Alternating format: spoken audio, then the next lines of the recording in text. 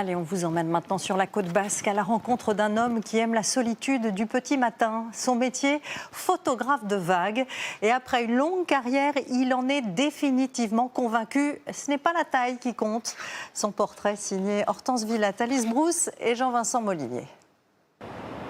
Les frais matins d'automne sont sa meilleure source d'inspiration.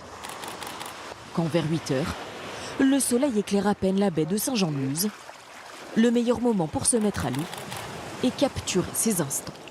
En fait, moi, ce qui m'intéresse, c'est ça, c'est le jeu du reflet sur les vagues. Quand ça se lève et que ça vient refléter les couleurs des maisons.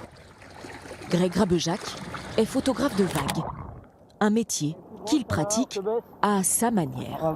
Là, on est bien là. Cela ne vous aura pas échappé. Ces vagues sont des vaguelettes, 20 à 30 cm à peine. Impossible à deviner sur ces clichés. C'est un challenge, alors que la plupart du temps, on les regarde même pas ces vagues-là en fait. C'est un mur d'eau pour Playmobil, mais en fait, à explorer au niveau de la matière, pour un photographe, c'est génial, quoi. Tromper l'œil et surprendre.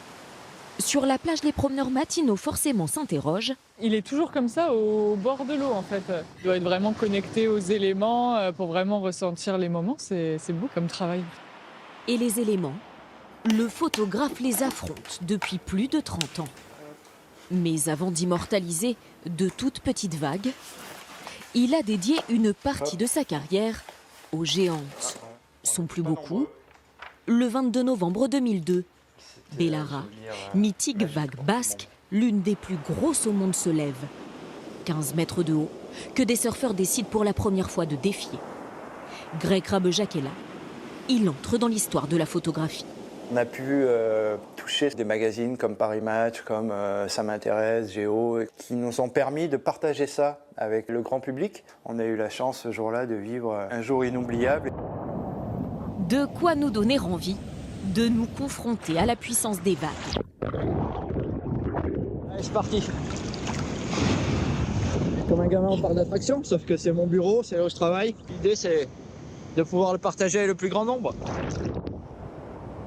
À l'heure où la vidéo semble partout être reine, marque de surf et champion de glisse s'arrache ses instantanés.